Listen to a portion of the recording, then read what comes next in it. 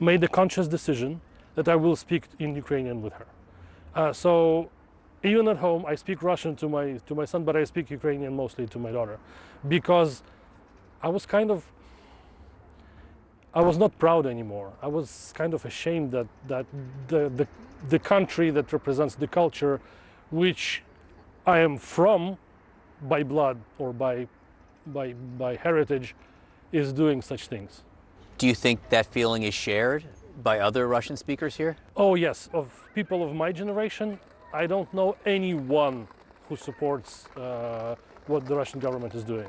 Everybody is appalled, or some are angry. I personally felt betrayed in 2014. Like my own people stuck me in the back. It just sounds like if Putin ever really wanted that, it's backfired. Exactly. They only made things many times worse. Because before 2014, you could get, I don't know, an occasional bar brawl between Russian-speaking and Ukrainian-speaking people, like once a year maybe.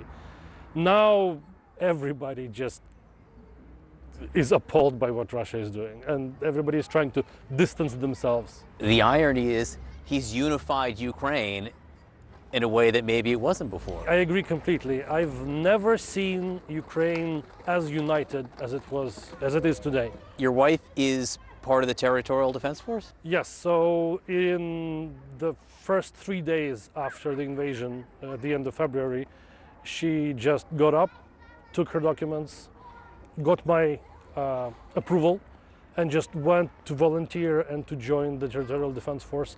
And now she is a combat medic with a platoon of our soldiers. How do you feel about that? I'm worried about her, that's number one, but I am proud. And New Day continues right now.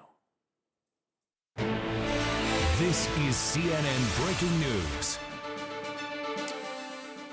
Good morning to our viewers in the United States and all around the world. It is Friday, March 25th. I'm John Berman in Lviv in western Ukraine, Brianna Keeler in Washington. We do begin with breaking news. The first video from inside the Mariupol theater, a building bombed by Russian forces with hundreds of Ukrainians hiding inside. You're looking here at the aftermath. The theater was just packed with people trying to get out. Dozens there covered in debris. In this clip right here, a Ukrainian man can be heard saying, "There are many people under the rubble," and that the airstrike was right in the center of the drama theater, where people came to get some water. Remember, the word children was actually spelled out on both sides of the building, clearly visible from the sky. Hundreds were killed anyway. And it's unclear now how many people were trapped inside the theater during the time of the attack. There was intense fighting overnight in several parts of Ukraine, with Ukrainian forces making gains east of the capital. In one town 35 miles east of Kyiv, a Ukrainian soldier talks about the destruction of 3 Russian tanks and 9 infantry fighting vehicles. He calls them trophies.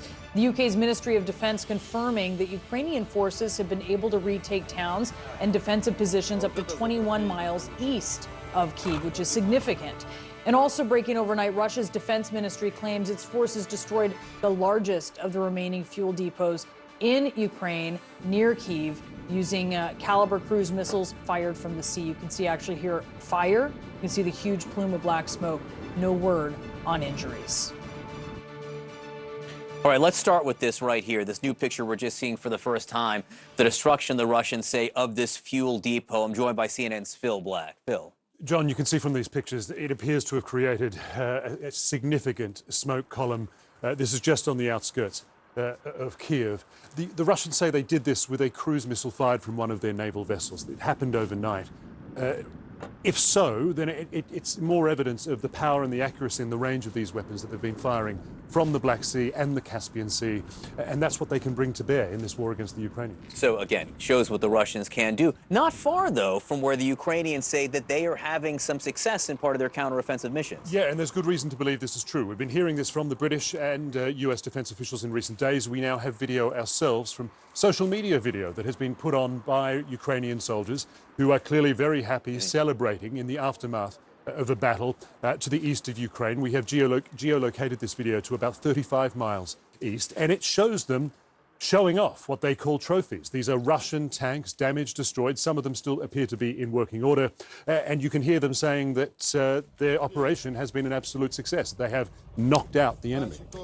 We also today, now for the first time, see the aftermath of the Russian attack on the theater in Mariupol, where there may have been more than 1,000 people sheltering. We learned at least 300 people dead, but this video is devastating. It's eerie video, isn't it? You see people covered in dust, very slowly, quietly making their way out of this theatre just moments after this strike has taken place.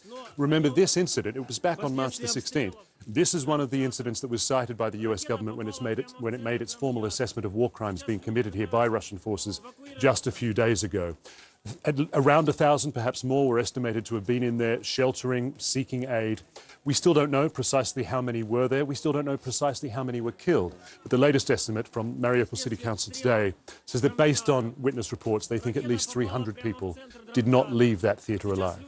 So sad. I managed to speak to a woman who did get out of Mariupol just a few minutes ago, and she told me no one can save Mariupol now.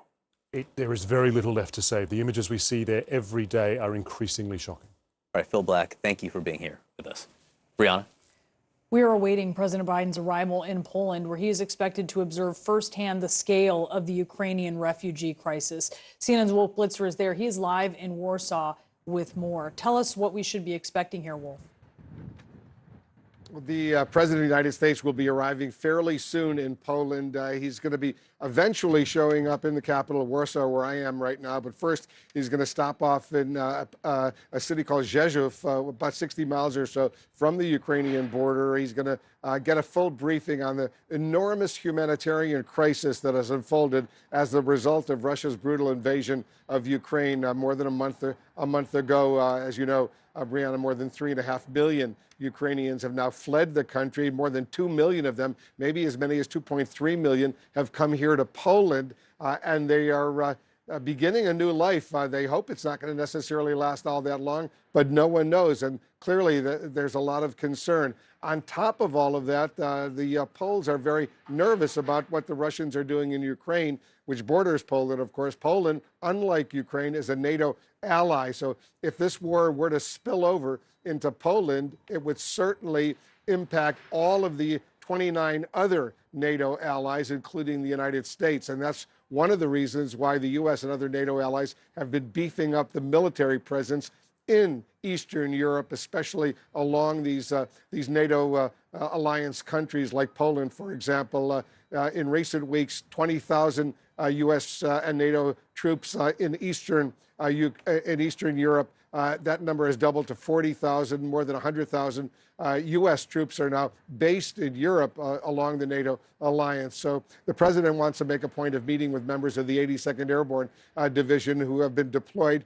The U.S. says temporarily to this area, although the word temporarily could mean anything. It could be a few more weeks, a few more months, even years down the road. It depends on what's going to happen in Ukraine. But based on my conversations, Brianna, with senior Polish officials back in Washington, as well as in Brussels, where I was yesterday at the NATO summit, there's a lot of concern.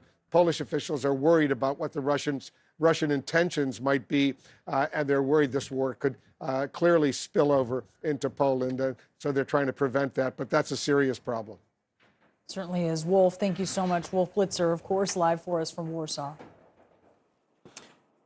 All right, joining me now is the former Ukrainian ambassador to Austria, Alexander Sherba.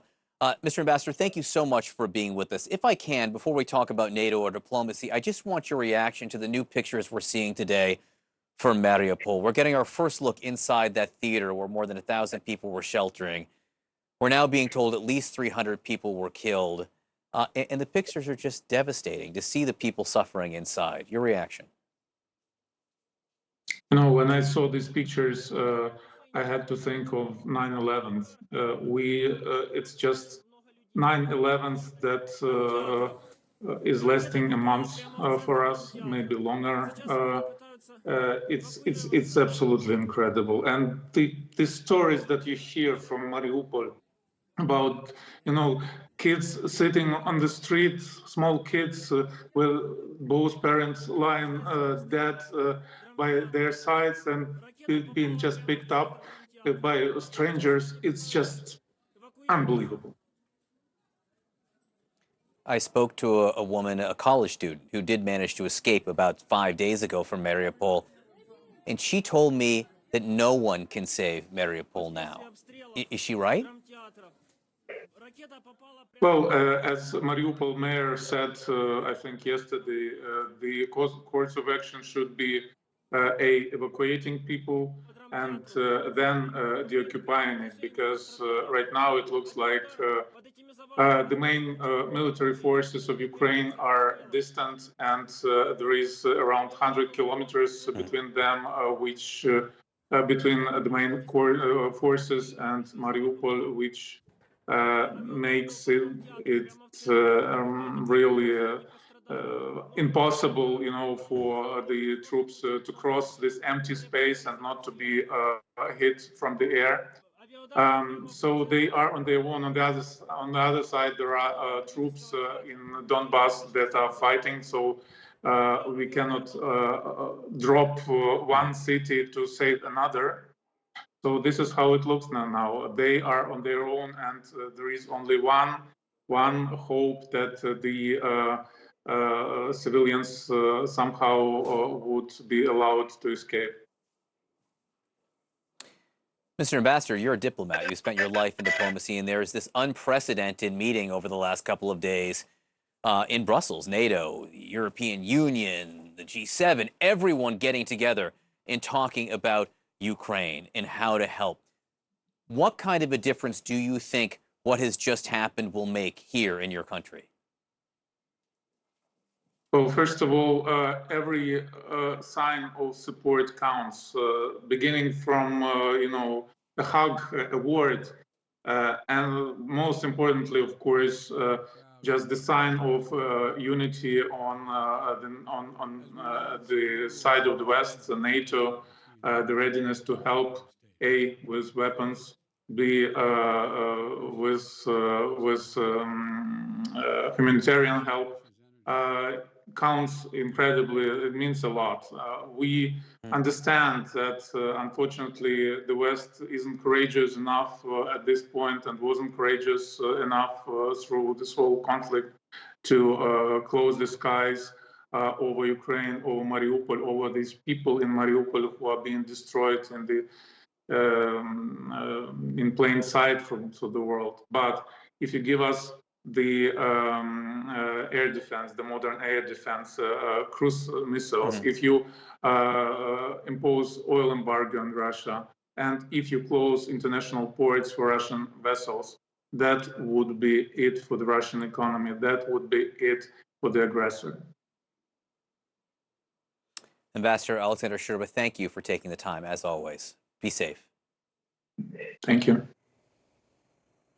Joining us now, CNN national security analyst Beth Sanders. She is the former deputy director of national intelligence, and CNN military analyst and former NATO Supreme Allied Commander General Wesley Clark. Beth, how did you think this summit went? I think it went as well as it could have possibly have gone. I mean, it really did show genuine unity. But I think that, we are now kind of at a new point, and the challenges are going to increase against the, the strains on that unity. It's going to get harder. General, what did you think? Well, I thought it was great to see the president over there. I thought his trip was really important. I thought the things he said were perfect. But as Beth said, we're going to have problems, because actually underneath this, there are differing national interests, differing national pursuits. One issue is cutting off oil. Another is how much assistance we can give to Ukraine. A third would probably be things we can't know about right now, which would be the response should Russia use weapons of mass destruction like chemicals or nuclear. So there are some real issues behind this, and the Ukrainians are still begging for more assistance, military assistance. They're at a critical phase in their battle, so lots of issues ahead. Well, General, let's talk about it. You said NATO is prepping for a WMD attack, right? They have mobilized their defense when it comes to chemical, biological, nuclear, radiological attacks. What does that tell you? What are your worries? Well, we've got specific indicators, obviously, and warnings about possible Russian use of these weapons.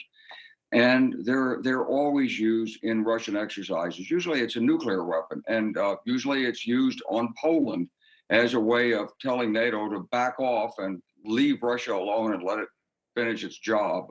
So in scenario after scenario, this is a sort of escalate to de-escalate strategy that the Russians use.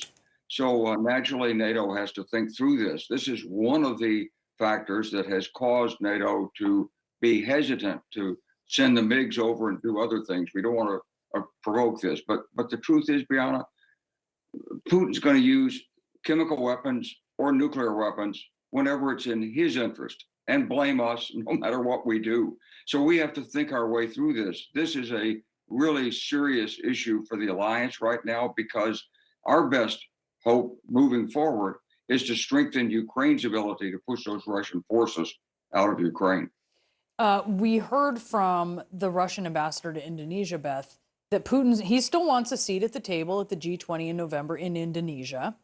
Biden has now said that Russia should go from the G20. What do you see happening here? I think this is going to be a real challenge, a really complicated issue. When you look down the nations, 20 nations who belong, I see about half of them being very, very reluctant to push Russia out. These range from India, South Africa, Indonesia, Brazil, Saudi Arabia, and of course, China and Russia.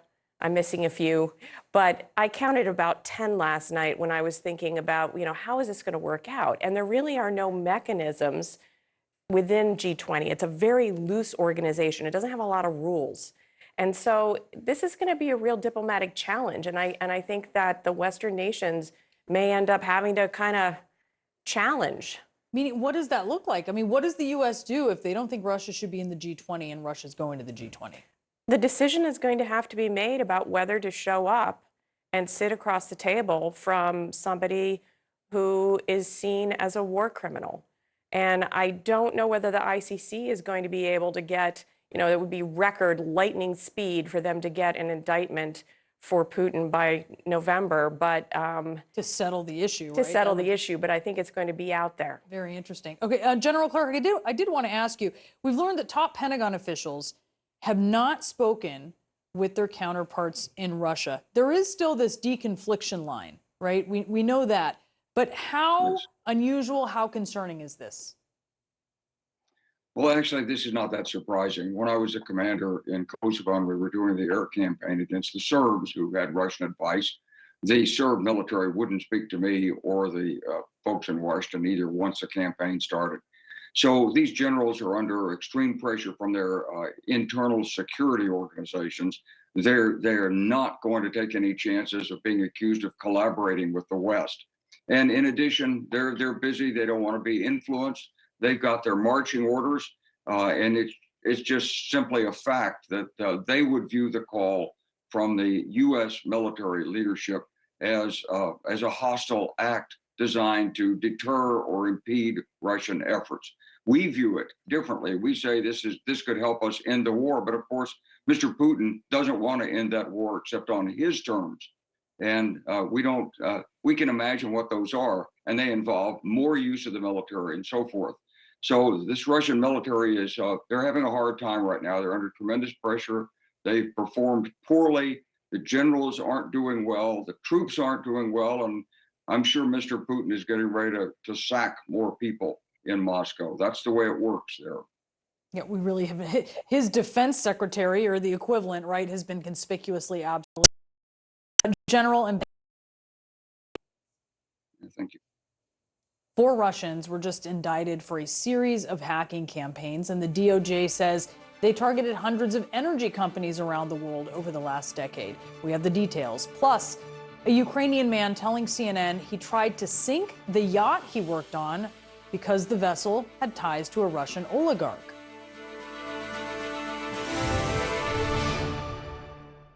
I'm David Miliband, President and CEO of the International Rescue Committee. The IRC is a non-profit organization that helps people whose lives are shattered by conflict and disaster. The emergency in Ukraine is the worst humanitarian crisis that Europe has seen since the Second World War. The IRC is on the ground in Ukraine and in Europe, supporting people on the run from the fighting. But we need your help to help them. Visit rescue.org to donate and learn more about our work.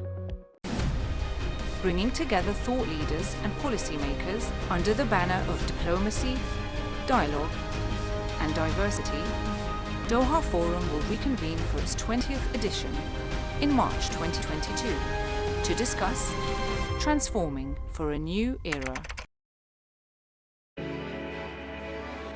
The pandemic reminded us of how important diet is to health.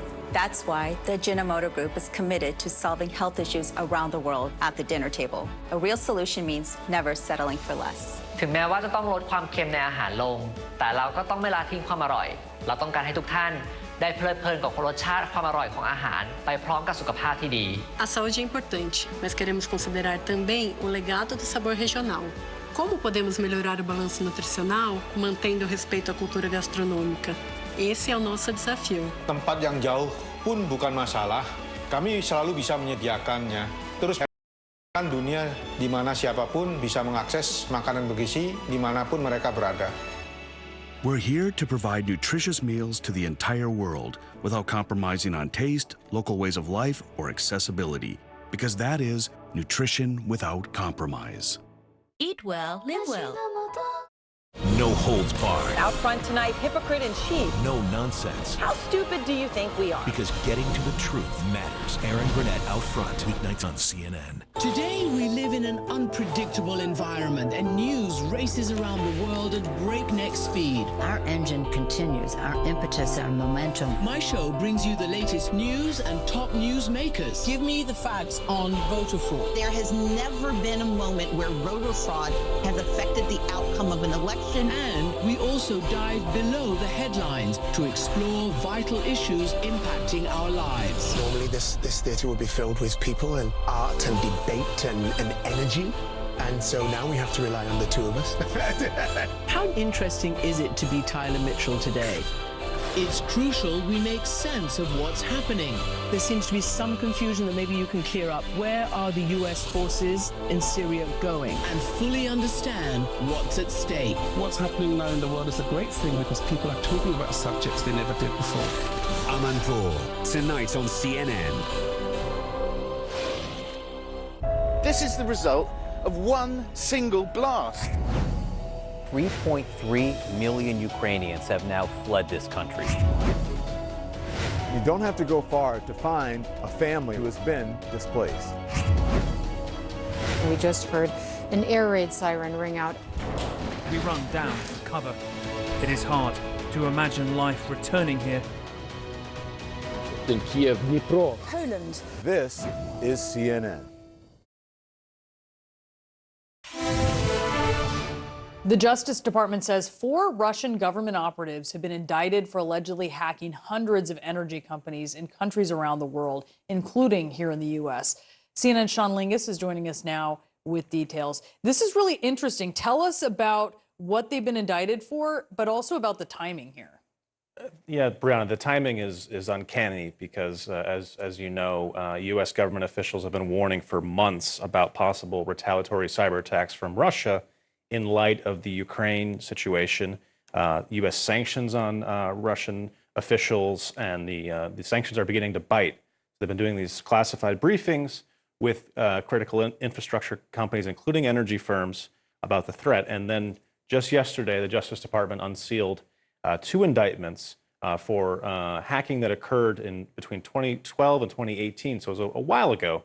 But they're basically saying we're able to get these 4 Russian men in a courtroom, 3 of which are intelligence officers for the FSB intelligence agency.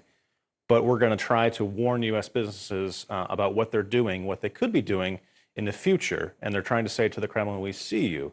The Justice Department does this periodically, quite often, to try to deliver sort of a shot across the bow of Chinese, Russian, Iranian hackers.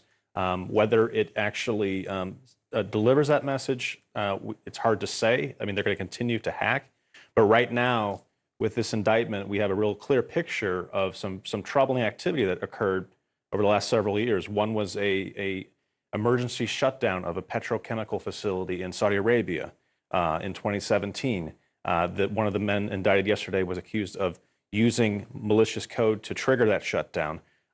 He then allegedly tried to hack a U.S. energy firm in 2018 to do perhaps to experiment with that sort of thing as well, but he was unsuccessful, according to the Justice Department. So it's a huge warning to U.S. critical infrastructure right now at a time of unprecedented tensions between Russia and the U.S. Yeah, unsuccessful in one case, but they can just keep trying in other situations, and maybe they get through with one in some other energy company in the U.S. These two hacking groups that have been highlighted here in these indictments, what makes them a unique concern to U.S. officials? It's a great question. I mean, one of them is what U.S. officials worry about in terms of what they call pre-positioning, where they gain a foothold into critical infrastructure over the years. They don't necessarily do anything with it. They're kind of lurking there, as they did with U.S. electric utilities a few years ago. But in the event of tensions, of escalating conflict like we have right now, the concern is they would sort of activate that access and perhaps do something to disrupt critical infrastructure. And like I mentioned with the other group, there was the shutdown of the Saudi Arabia facility. So these are unique hacking groups that are able to cause disruptions to industrial systems. The good news is that critical infrastructure firms in the U.S. have been drilling for this sort of thing for years, and they are very well aware of this activity, as are DOE officials, Department of Energy officials, and others. So there's an awareness, but this indictment really highlights what's at stake here, Brianna. Certainly does. Sean, thank you so much for detailing it for us. Appreciate it. Berman? We have a CNN exclusive. A Ukrainian crew member on a yacht tied to a Russian oligarch is revealing how he tried to sink the ship when Vladimir Putin's forces invaded his country. CNN senior investigative correspondent Drew Griffin has the story. Drew? John, right now, Taras Ostapchuk, he's in Ukraine fixing broken tanks. A month ago, chief engineer on a minor Russian military oligarch's yacht. That's when war broke out and his personal war began. Nice to meet you. Taras Ostapchuk, a 55-year-old nautical engineer, says he spent the past 10 years serving on the Lady Anastasia, an aging luxury yacht sailing the Mediterranean. We had a crew of 9 people, including a chef and a waiter. He says the yacht's current owner and only user is Alexander Mikheev, a sanctioned Putin-connected oligarch and the CEO of a major Russian state-run company that rakes in tens of billions of dollars selling munitions, everything from weapons to ammo to aircraft. Yacht engineer Ostapchuk went from cruising in oligarch luxury to a bunker in Ukraine. Can we stop it? Our interview just began, stopped by an alert of an incoming Russian attack. Okay, sorry. See you next time. Bye-bye. His life changed in late February when the yacht was docked in Spain and Russia invaded his home country. Welcome back. Thank you. Nice to meet you again. So good to see you, my friend. Yeah, I am safety. Safe once again. Ostapchuk explained he was spurred to action when he saw this image of a Russian military strike on an apartment building in his hometown of Kyiv. My war is started. Yes. At that moment, he knew he had to do something to retaliate. Sink the Lady Anastasia. Water began to fill up the engine room and the crew space. After that, there were 3 crew members left on board. I announced that the boat was sinking and that they should leave the ship. I did this on my own. The other crew members, also Ukrainian, didn't want to risk their own jobs, he said. Instead, they sounded the alarm, called authorities. He was arrested and the Anastasia staved, although damaged. In court, Ostapchuk denied nothing, instead declaring he would return to Ukraine, where he picked up arms and joined the military. Now a war has begun, a total war between Russia and Ukraine. And you have to choose, either you are with Ukraine or not. You have to choose, will there be Ukraine or will you have a job? I made a choice. I don't need a job if I don't have Ukraine. Back in Spain, Spain's Ministry of Transport has agreed to the provisional detention of the yacht Lady Anastasia, while it confirms its real ownership and determines if it falls under European Union sanctions and can be seized. It's one of a long list of suspected Russian oligarch yachts now frozen in European ports in an effort to apply pressure on Putin through his inner circle of oligarchs to stop this war. Taras Ostapchuk says others working for oligarchs around the world should expose them and their assets. His effort to make the profiteers of Vladimir Putin's regime pay for what they are doing. I think what I did is absolutely 100% correct. I tried to sink the boat as a political protest of Russian aggression. Because its owner is connected to the production of Russian weapons. They should be held responsible because it's they who, with their behavior, with their lifestyle, with their unquenchable greed, they precisely led to this. In order to distract the people from the real plunder of Russia by these rulers, they arranged diversionary wars with other countries that are innocent. Is there any message that you would like the people of the United States to know right now? Help us, please. Send guns to Ukraine, please. We must stop this war. We must win. John, he has no doubt that the military equipment being made by that company tied to his boss is killing civilians in Ukraine right now. As for the company itself, we did reach out to them. They would not comment on the yacht's ownership or its employees and told us if we wanted any information on what's happening in Ukraine, we should call the Russian Defense Ministry. John? Drew, what a story, and just an example of how one man doing everything he possibly can to fight back. The spirit is incredible. I just don't understand how Russia can possibly think it's going to do anything in Ukraine. I really don't. Drew Griffin, terrific story. Thanks so much. We have new text messages between former President Trump's chief of staff and the wife of a Supreme Court justice urging the White House to continue the big lie. So what's the January 6th committee's next move? And soon, President Biden will land in Poland for his next set of high-stakes meeting. CNN live in Warsaw.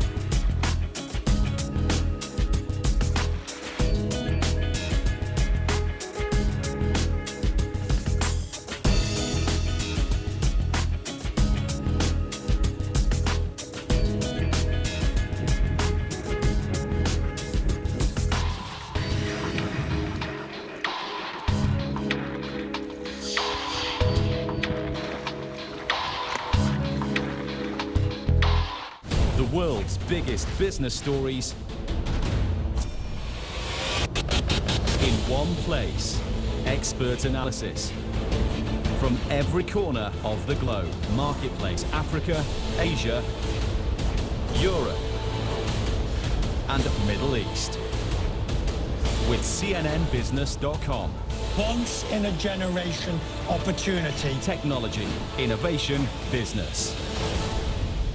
This is CNN. More people get their news from CNN than any other news source.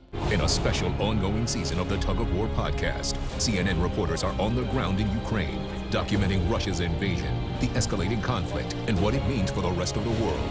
Tug of War. Listen wherever you get your podcasts.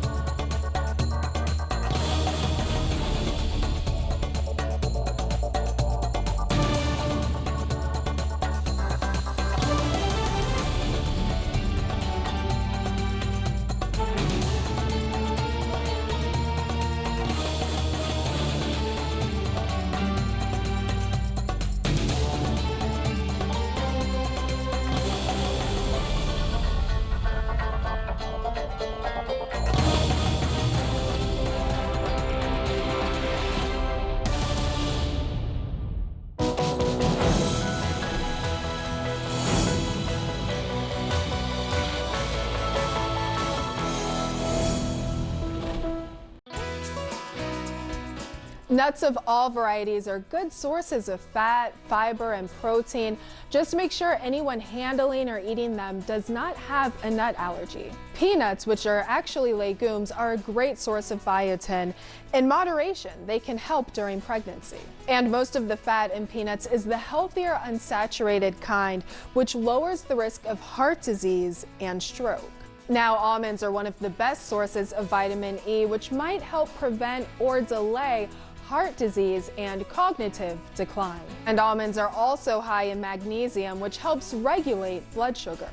Not only do walnuts provide more antioxidants than any other nut, but studies suggest walnuts may help decrease inflammation, a factor in many chronic diseases.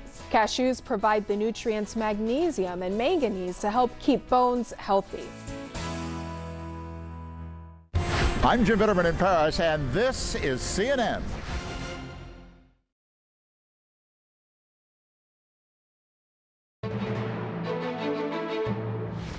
The January 6th Select Committee has obtained more than 24 text messages between President Trump's former Chief of Staff, Mark Meadows, and Ginny Thomas, the wife of Supreme Court Justice Clarence Thomas, including this one that was sent after the January 6th attack. It reads, "We are living through what feels like the end of America. Most of us are disgusted with the VP and are in a listening mode to see where to fight with our teams. Those who attacked the Capitol are not representative of our great teams of patriots for DJT. Amazing times, the end of liberty." Joining me now is CNN Chief Legal Analyst Jeffrey Toobin. Put this into context for us, if you will, Jeff, including the fact that, remember, in January, Justice Thomas was the only one who dissented in that decision to allow the committee to receive documents from the Trump White House from the National Archive. Right, Brianna. I mean, what really is important about these messages is not the really extreme and somewhat crazy views that Ginny Thomas expresses, like, that Biden and his supporters should be sent to prison in Guantanamo. I mean, it is really, really extreme stuff. But she's a private citizen. She's entitled to her views. What's extraordinary is that her husband, Justice Thomas, remains sitting on the bench in cases directly relevant to what she's talking about in these texts. He, as you pointed out, has already voted once in defense, the only justice in defense of the Trump position, about access to memos about January 6th. There are more cases in the pipeline on this subject, and he has continued throughout his career never to recuse himself in cases in which his wife has been intimately involved as a political figure. And Trump, I mean, we'll recall looking back on it, Jeffrey, that Trump believed the Supreme Court would come through for him because he had appointed so many justices in part, but he would talk about it, my court. I mean, he expected some allegiance. How does that fit into all of this? Well, the thing that is so extraordinary about this is that, they have the Ginny and Clarence Thomas have talked about, that they are a team. Now, they also say that they do not interfere with each other's work, but the tradition in courts has been that if a judge's spouse is at all involved in a matter that comes before the court, the judge recuses himself. Now, what's unusual about the United States Supreme Court is that they have exempted themselves from all the ethical rules that other federal judges are abided by. So the Supreme Court operates entirely on an honor system. There is no formal rule for when judges should recuse themselves. But, by any reasonable standard, Clarence Thomas should not be sitting in all these cases. We see in some of the other texts, she's referencing her communications with other people besides Mark Meadows. Jared, she says, she talks about Sidney Powell. I wonder, as Trump was hoping that the Supreme Court would go his way, do you think Ginny Thomas's communications were giving any indication to these folks, including Mark Meadows, that, yeah, maybe they will? I mean, you can only assume that the Trump people knew that Ginny Thomas was Clarence Thomas's wife, and she was given special access and special opportunities to meet with the president throughout the President Trump's term. That does seem to be an effort to appeal to her husband.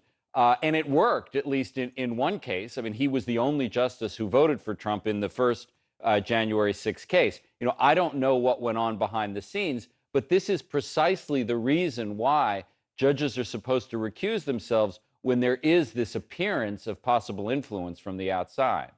Yeah, what a bizarre twist. Jeffrey, thank you so much for that. All righty, Brianna. Intense fighting overnight in several cities with Ukrainian forces making gains east of the capital. Our next guest is a Ukrainian journalist and says although there is a lot of work left to do, they are not losing hope.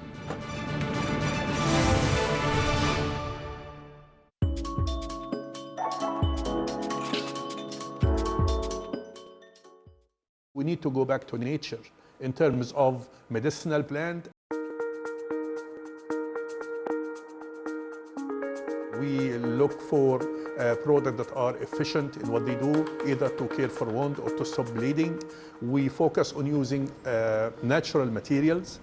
The wound dressings are made to manage infected wounds. These are made from biodegradable nanofibrous soil material like medicinal plants collected from Sinai.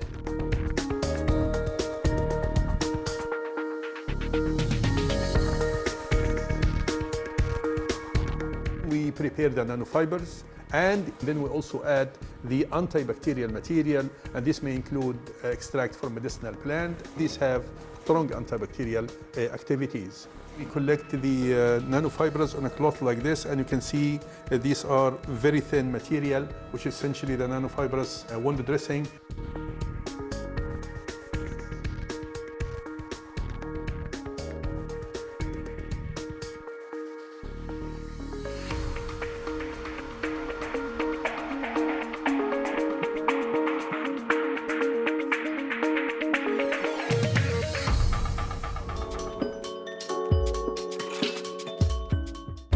I'm Hadas Gold in Jerusalem, and this is CNN.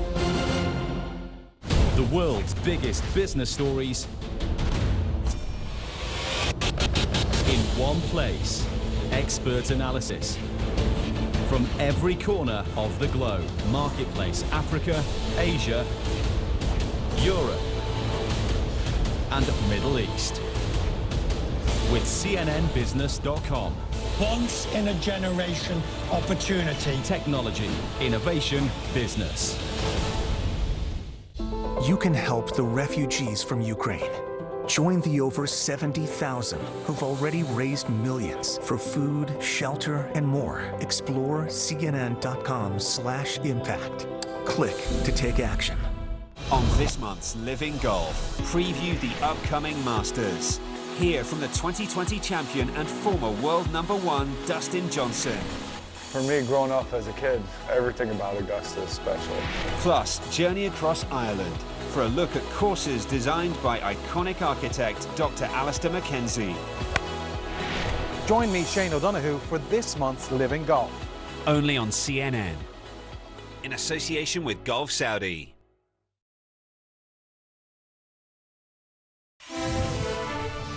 One month into the Russian invasion of Ukraine, and there is little indication that this will end anytime soon. What more could the West be doing to help the Ukrainians here? Joining me now is Ukrainian journalist Irina Matviishin. Irina, thank you so much for being with us. You've written that there's more that the West should be doing. What more? Thank you for having me here. Well, it's a complex question, but also a very simple one for every Ukrainian who's waiting for this help, because we realize that the West also is afraid of their own security, and everyone is afraid of the potential World War III.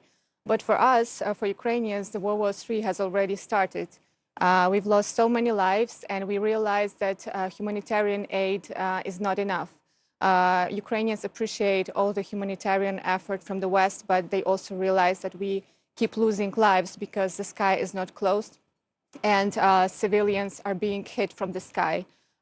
You can't save lives with constant bombardments, even if you have the most developed weapons on the ground.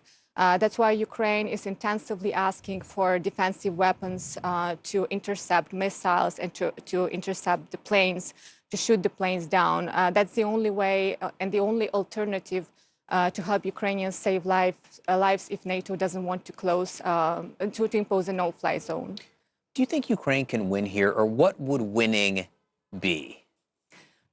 Every Ukrainian, I think, is sure now of our victory. It's just a matter of time and a matter of losses. We realize the longer it takes for the West to respond to these threats and to provide more defensive weapons to Ukraine, the more losses we have and the more casualties we have among the civilians. 93% of Ukrainians believe that Ukraine would be able to win this war, according to the latest poll. And I think despite all the devastation and horrors that we see daily all around Ukraine, we realize that's the only way to survive. So maybe that's why Ukrainians hope so much and believe so much in this victory, because they realize that's the only way to save the nation. There's one thing you could say to Americans. What would it be?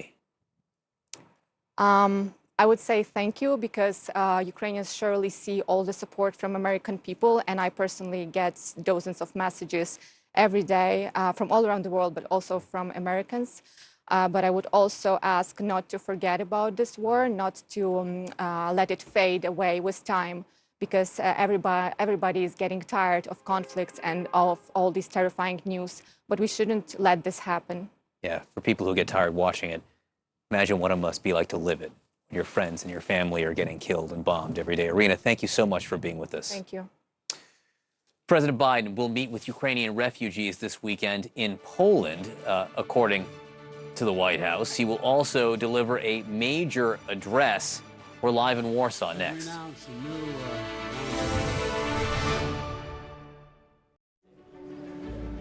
My name is Emmanuel Ahimieho. I'm the project manager of Bandana Kaba Road. We don't need to import anything that we need on the road. They are all locally available materials. So people from the community, they end up becoming suppliers. I think it has brought life back to the communities. And to be able to lead those people to achieve something worthwhile, something that is of value, I feel extremely proud.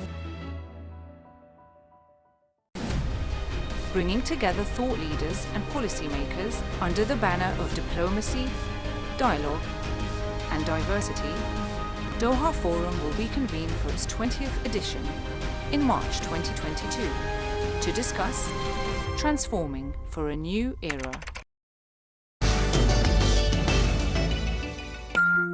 When a watch presents us with something that is completely different, even unique, it can be classified as an icon. In 1976, a Chopard designer was walking through a forest and he was mesmerized by the sight of sunbeams sparkling on a waterfall. The designer captured this moment by creating a watch where a bevy of diamonds just swirled and danced and spun. Diamonds scratch and eventually wear away any surface they move against. There's a solution to this problem in Genius. You know that round piece of paper that wraps around the bottom of a cupcake or muffin? Well, with the diamonds, that wraparound was performed by gold. Gold is a very soft material, so it doesn't harm anything. Now, a watch that presents us with diamonds flying through a case, well, that qualifies as an icon. I think that there's an understanding that wellness and fitness and well-being is important in a COVID world. And that is certainly what we're seeing. Not only are we seeing a significant demand for membership across our estate, but we're also seeing an increase in usage, existing members using the clubs more. And that on top of hybrid working, you know, we've got lots of data that tell us that members are going to not go into the office as much. We're a suburban-based business. We're seeing people come and use the clubs differently. And that is all positive for us. So on the negative side, we've got an increase in the cost base. But on the positive side, we've got a greater demand for what we're offering. I think someone has to be absolutely committed to improving their mental and physical well-being. But we will hold their hand every step of the way.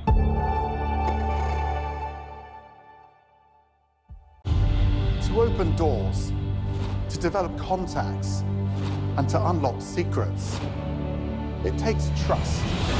It was the first time he really came out of his shell in front of a camera. Trust that you'll listen.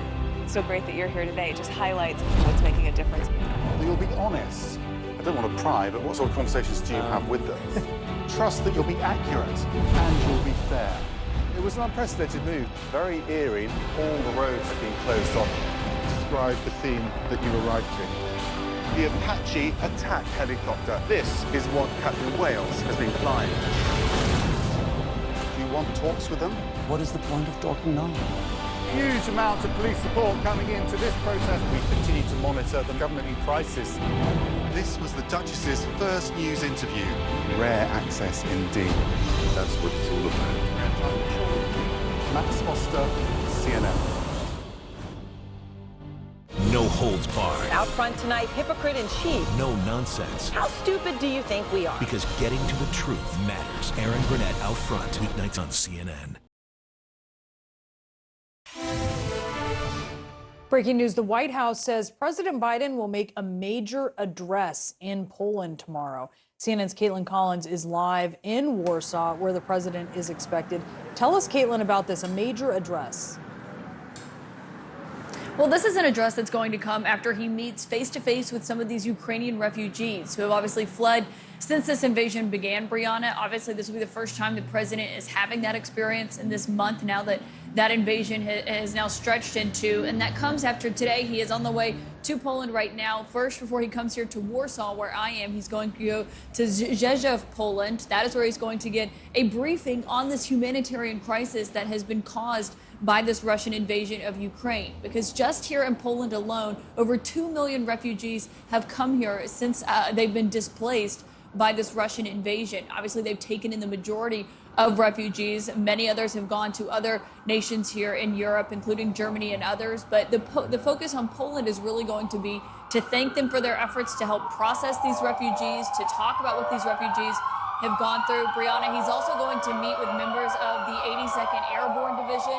Obviously, the president has been talking about bolstering U.S. forces here on the eastern flank of NATO, given that's been a major concern for a lot of these NATO allies since Russia invaded, is this Russian aggression that you've seen. Because Ukrainian President Zelensky has been offering his own warnings, saying he doesn't believe Putin is going to stop with Ukraine when it comes to invasions. And so that's been an obvious concern. Now, it's different given Poland is a NATO ally. They do fall under that every inch of NATO territory that President Biden and other NATO allies have said they would defend if they came under attack. But I think this trip will be in two-part, focused on just that, the NATO alliance, but also talking to these refugees about what they've been through, talking to them about how this has gone down. And it comes, of course, as President Biden himself has announced that the United States will take in up to 100,000 Ukrainian refugees. Certainly, of course, a large number, more than the total refugees taken in by the United States in recent years. So that will really be the focus of the second half of this trip, Brianna. All right, Caitlin, we'll be watching with you. Thank you so much. Caitlin Collins live from Warsaw, Poland. As she mentioned, we're awaiting the president's arrival there in Poland. CNN's coverage continues next.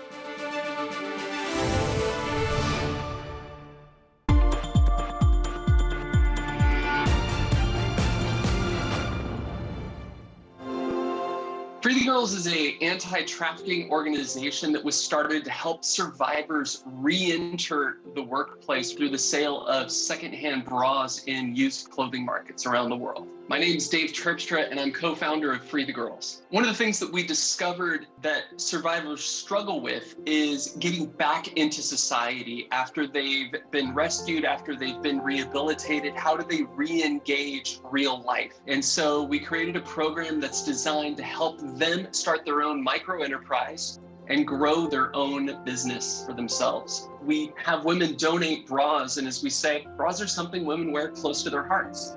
And this is an issue that touches the hearts of many women, and they want to play a part. They hear about these women who are traumatized, who have been trafficked around the world in terrible situations, and this is such a tangible way for them to reach out. When CNN first came 10 years ago to tell our story, we hadn't yet shipped our first container of bras. And CNN was there to record the entire process when that container arrived.